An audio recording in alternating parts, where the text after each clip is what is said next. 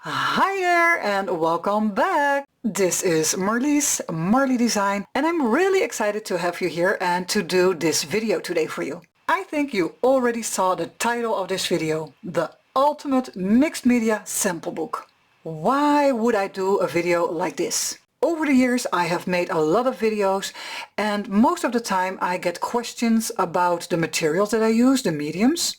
If they are like water resistible, water soluble, if they will work together, two different kind of mediums. Can you layer them on top?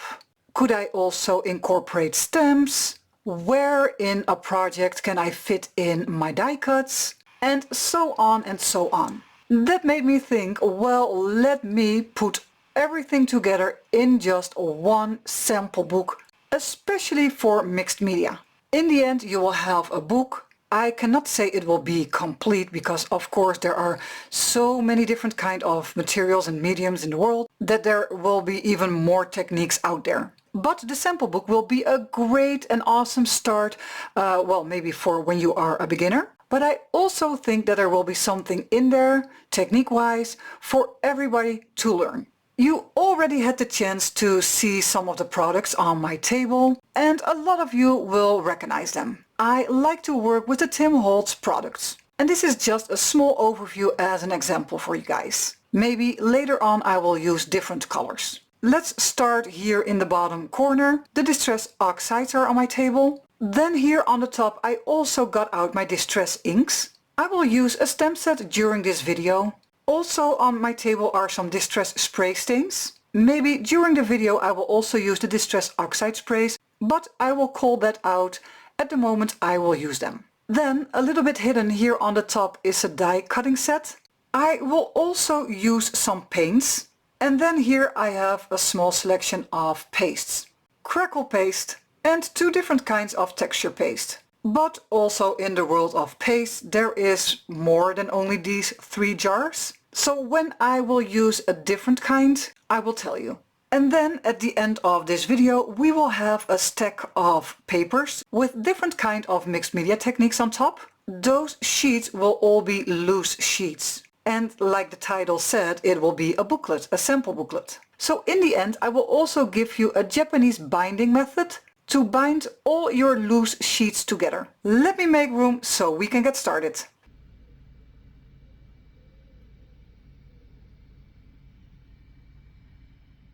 Let me tell you a bit about the materials for our first piece of paper. My base is a white mixed media paper, 250 grams or 115 lb. On top of the white paper I will glue a piece of backdrop from Tim Holtz. And you can see I have chosen a quite neutral color. I'm going to use this stamp set, Ticket Booth CMS 337. I will use an acrylic block for the stamping and my Archival ink black Soot. So what I'm going to show you is a masking technique with the stamps. And maybe you would think, okay, we are talking about mixed media, how is that possible?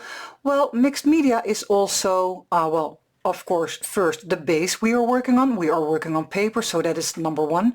Number 2 is the stamps and the ink. And later on we will also finish up this piece of paper with other materials, and that in total makes it mixed media. To have a quicker start on video, I already took the chance to glue my backdrop onto the mixed media paper.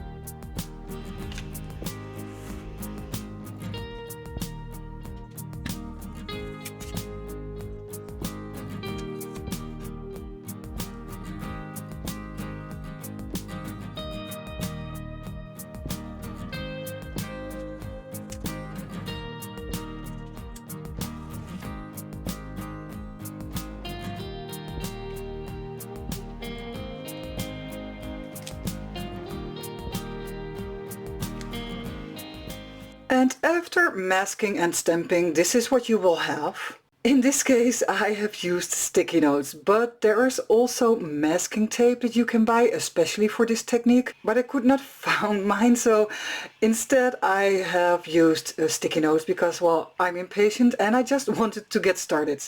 So for now we have the paper. To get this result we have used a backdrop and some stamps. Now let's move on because I want this to look a little bit more worn and old. So I'm going to make some staining. I will do that with the Distress Ink, a vintage photo.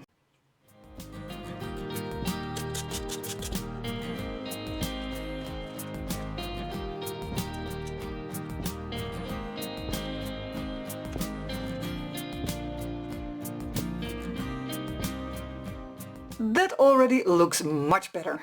This background is already perfect for use in a journal, as a card. Maybe you want to create some pockets, totally fine, and especially when you love neutral colors. But when you do like colors, which product can you use to add colors inside of those tickets? I got out my Tim Holtz Distress watercolor pencils and I will use these to give the tickets a little bit more of a color.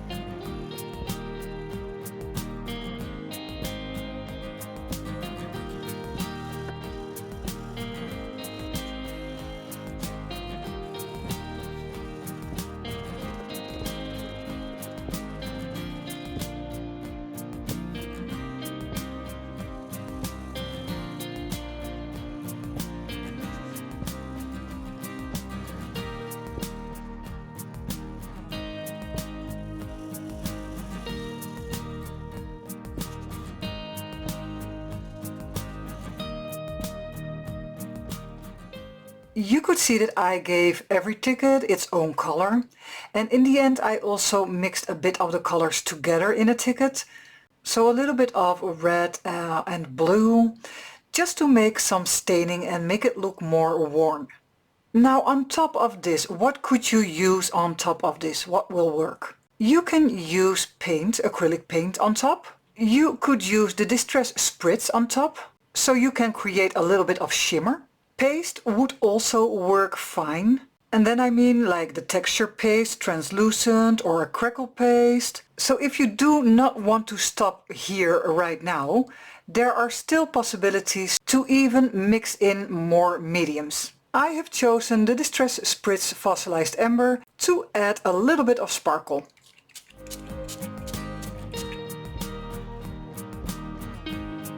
Last but not least, I will use one of the crayons, Scorched Timber, to create a little bit of a darker edge.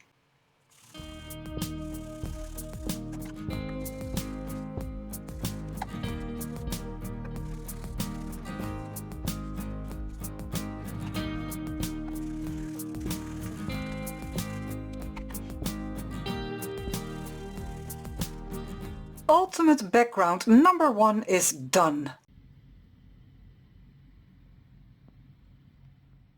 And because the last step on my last mixed media example, the last step was using a crayon. And yeah, that made me think, let's jump right into the crayons with this technique. So I got some of the crayons out. Let me pick, let's say, 3 colors at least, which I will apply on, again, a mixed media paper, 250 grams or 115 lb.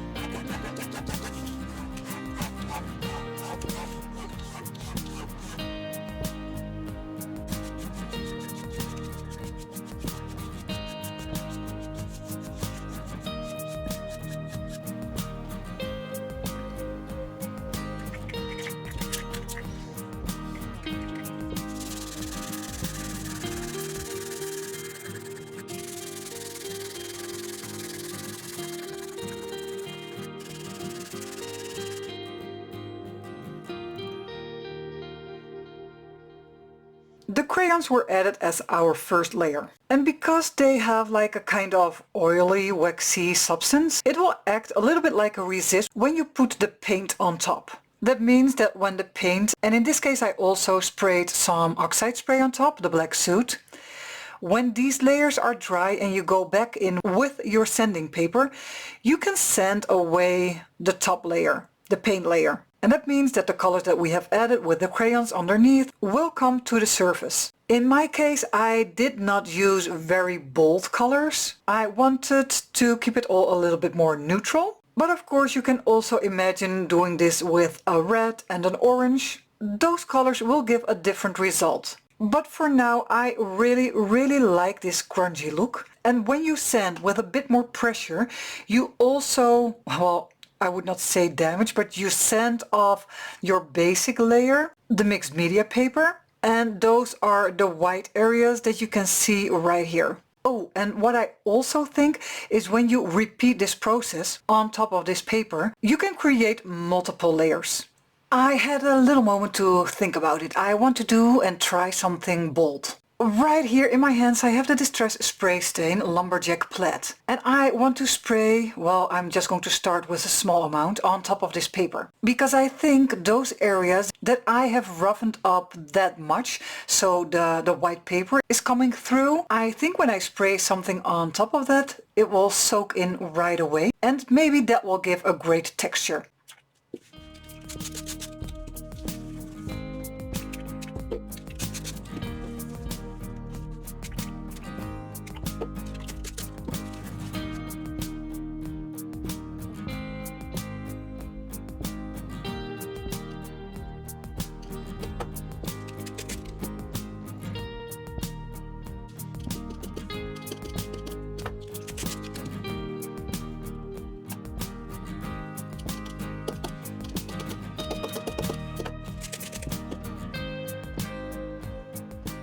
I made the edges a little bit darker just with a regular acrylic black paint and a small brayer.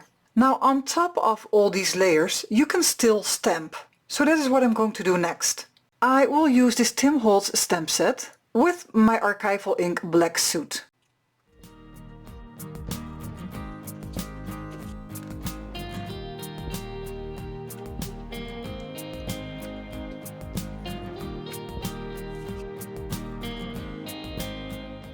And here we have another great example of how mixed media could work. So we had the Distress crayons, acrylic paint, oxide spray and a stamp set with some Archival ink.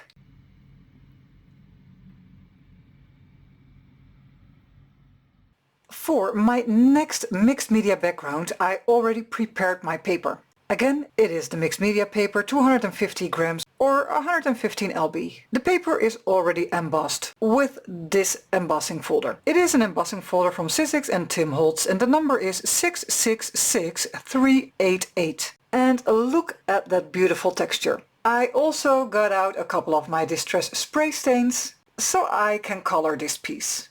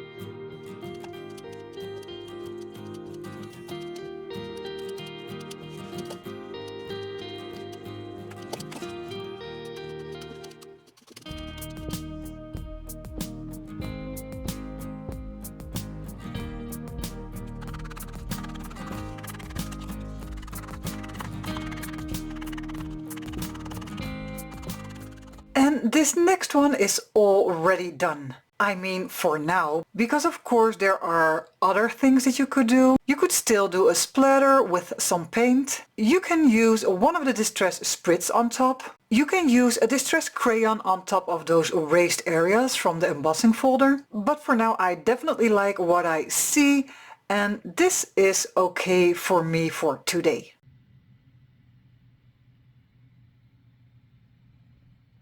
Let's move on to our next mixed media background. I have my paper here on my table. On top is one of the Tim Holtz stencils, and the number is THS058. I have my palette knife ready, which I'm going to use to apply some texture paste black opaque.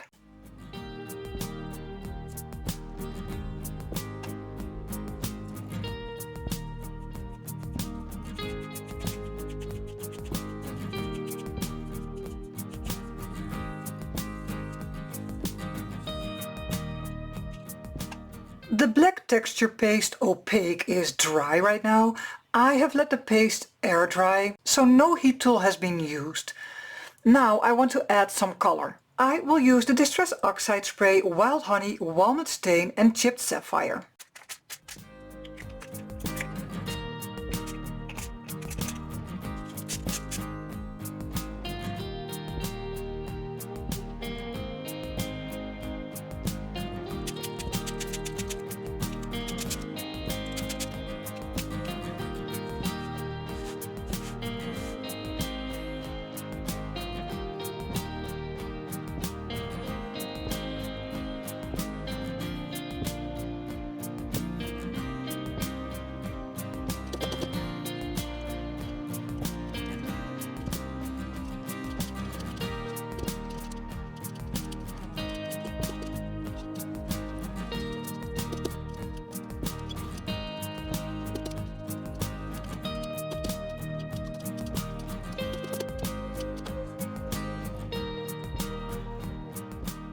The last step that I did was adding white acrylic paint on top of the raised areas of the black paste. And you can wonder, why would you add white acrylic paint on top of oxide spray?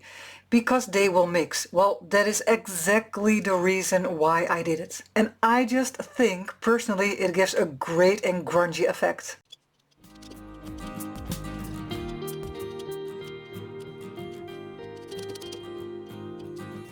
And then the top layer is a black acrylic paint. So first I made the higher areas lighter by adding the white acrylic paint. This paint mixed with the Distress Oxide sprays. And to bring back in some contrast, I have added some black acrylic paint on top. That way you will create lighter and darker areas.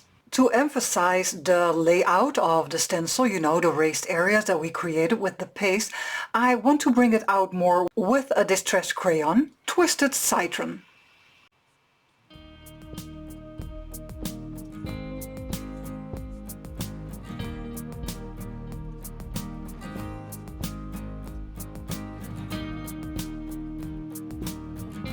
And also Mustard Seed.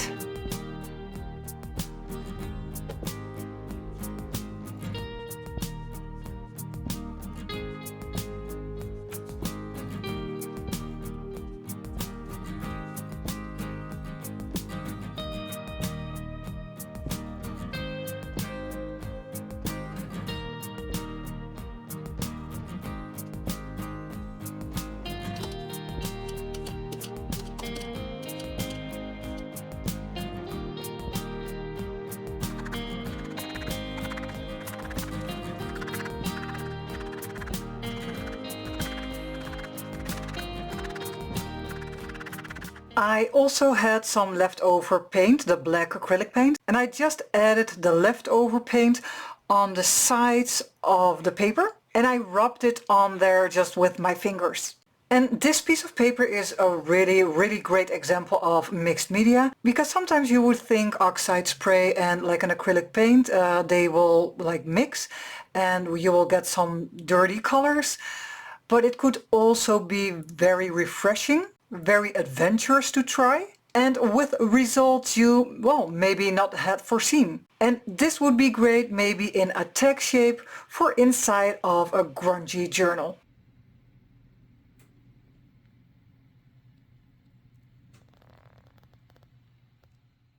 First, I will start with a layer of Distress ink. I have chosen 3 kinds of colors and I will mix and match on this background.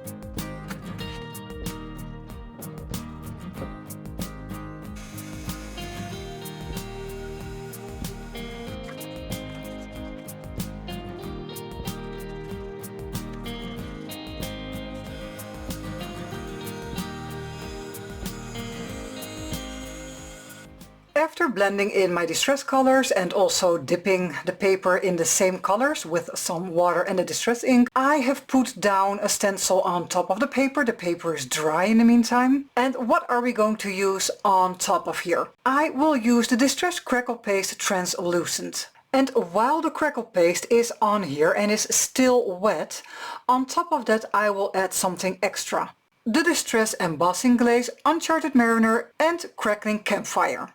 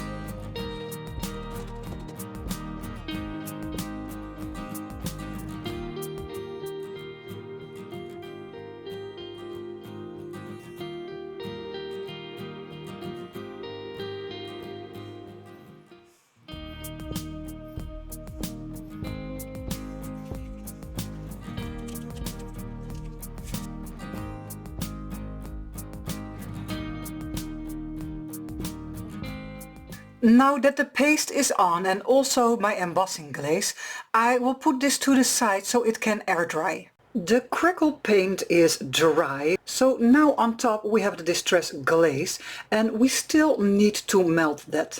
Otherwise this powder will disappear. So I will get out my heat tool and start melting.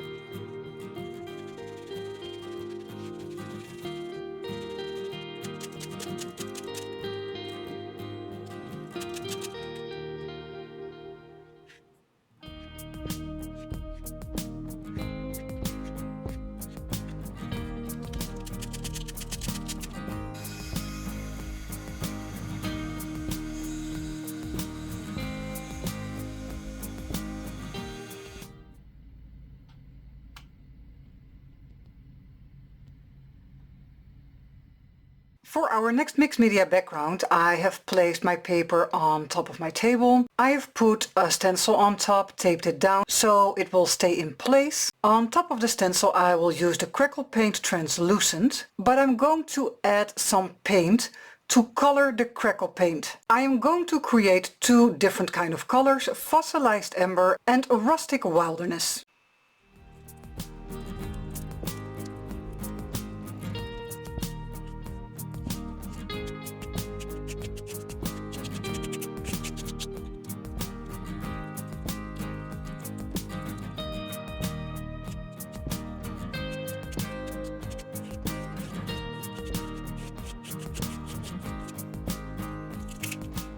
While my Crackle paint is still wet, I'm going to add some glaze on top. And I will use the Distress Glaze Walnut Stain.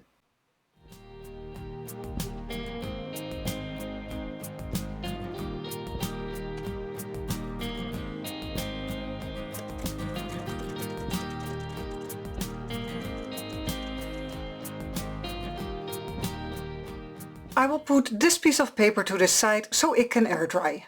The translucent Crackle paint in combination with the Distress paint is dry right now. On top I have sprinkled a small amount of Distress Glaze, and yeah, of course that needs to be heat set because otherwise the powder will disappear.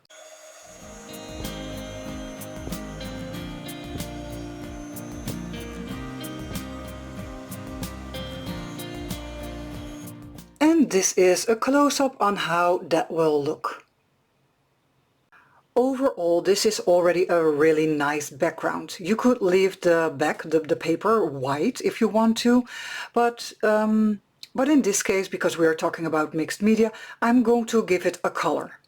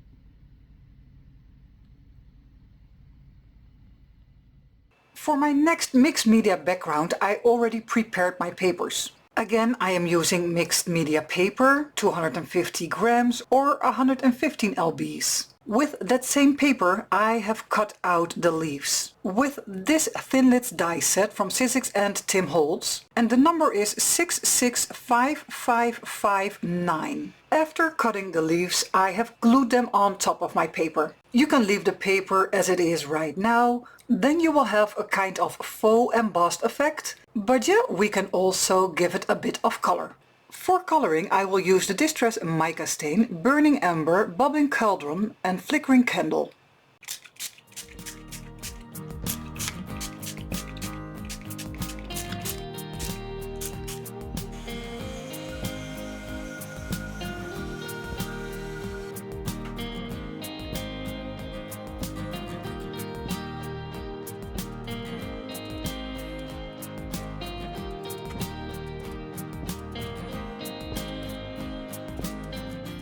Our base is colored, so what can we do more on this piece? The cut out leaves that are glued on top of the paper are raised. They are on a higher level. That means we can add something to those raised areas. So the first thing that I'm going to do is to brayer on some Distress Paint Scorched Timber.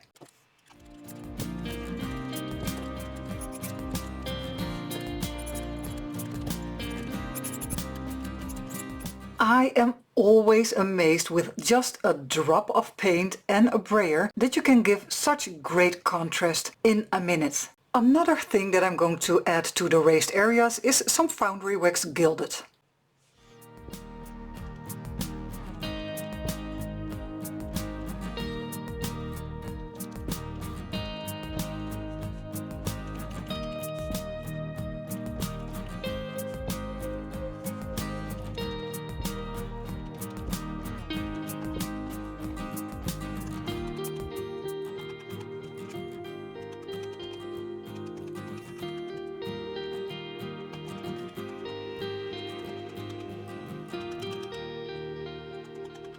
I have tapped the Foundry Wax on top of the leaves, and I also scraped the Foundry Wax on the edges of the paper. Now, the Foundry Wax needs to be heat set, otherwise it will not be permanent.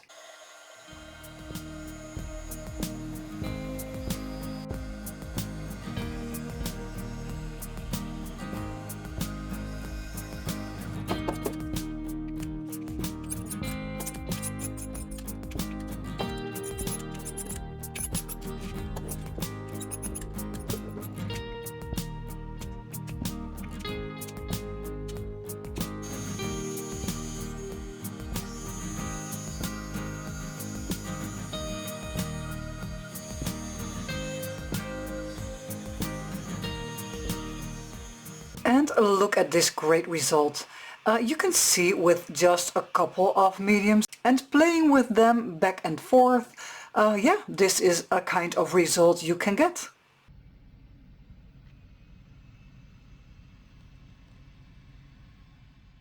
For my next mixed media background, I'm going to use the same paper as I did before and an embossing folder from Sizzix and Tim Holtz. This one to be exact, and the number is 665733. On the embossing folder I will add Distress Ink Black Soot. Then I will put my paper on top and run the whole package through my machine.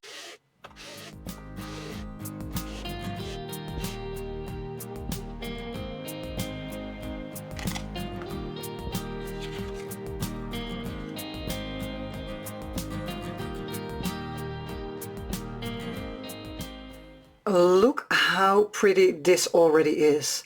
This could go into a journal or onto a journal cover right away. My next thing that I'm going to add on the raised areas of the embossed paper is Distress Ink Old Paper. And I'm going to use the ink pad itself to wipe on top.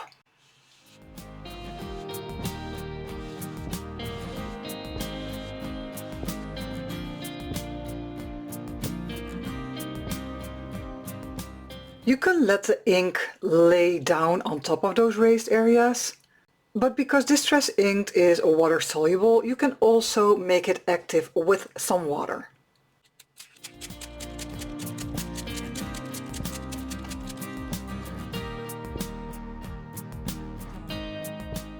Because I sprayed some water on top, I can also use a watercolor pencil because the pencil will be activated by the water, and I have chosen a blue color to do so.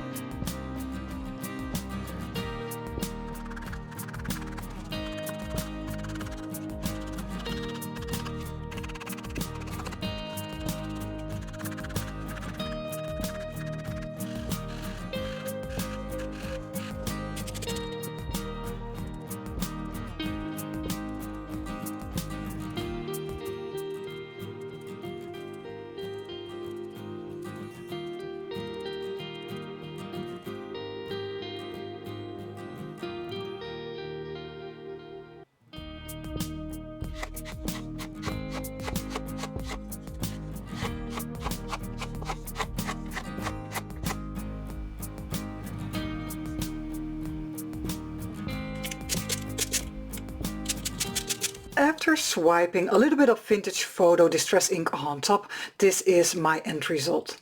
And this piece of paper is a typically, well, example of mixed media, and not always to stop right away after 2 or 3 layers. Because the magic happens when you keep building up those layers, even though the materials that you use, the mediums, are in small amounts. And then at first glance you would think, well, would that make a difference? But in the end, yes. Take a look at this.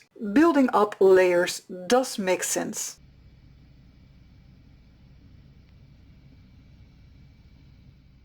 In the meantime, I have cut my backgrounds into the same shape and I have punched 2 holes on the top. This is for our binding method.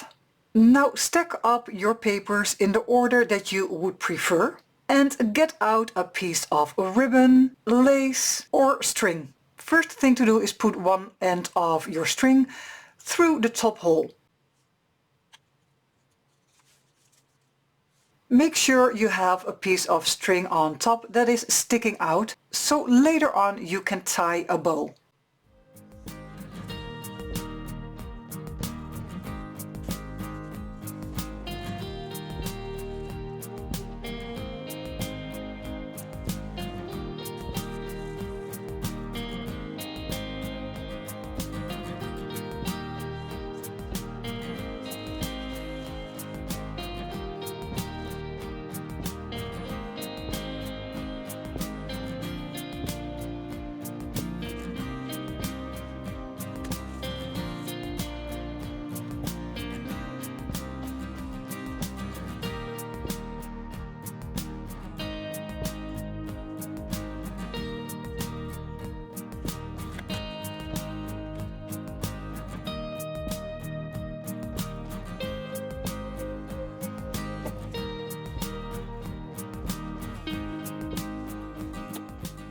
This is just a simple Japanese binding and I would suggest to, well, maybe just Google it or find another video on YouTube about it, because there are so many easy and simple Japanese bindings for loose sheets and also for journals, and I really do think you will like the ease of it and the simplicity of such a binding. This is how my little sample booklet turned out.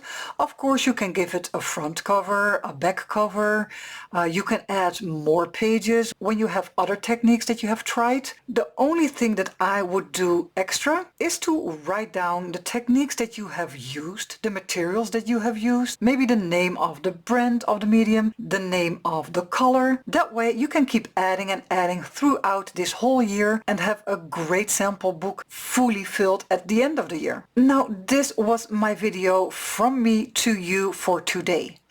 I hope you got some inspiration out of it, got new information on products and the use of those products. Maybe you got inspired by a color combination, the use of an embossing folder, or how to incorporate a stamp set in your mixed media projects. So when all those boxes are checked, please like the video or comment down below. And when you are new to my channel, do not forget to subscribe, hit the notification bell so you will get notified when I upload a new video. For the ones who are curious about the materials I have used, I will put the links in the description box below, where you can also find all my links to my social platforms so you can follow me and my work. And when you are looking for more inspirations on the next themes, vintage, printables and Tim Holtz, I also have my own Facebook group where you can share your process, ask questions and get inspired by others. Or maybe you would like to join our monthly challenge. So I also hope to see you there. Link is in the description box. Thank you for watching my video and spending time on my channel. I really appreciate it. And I hope to see you very soon. Bye!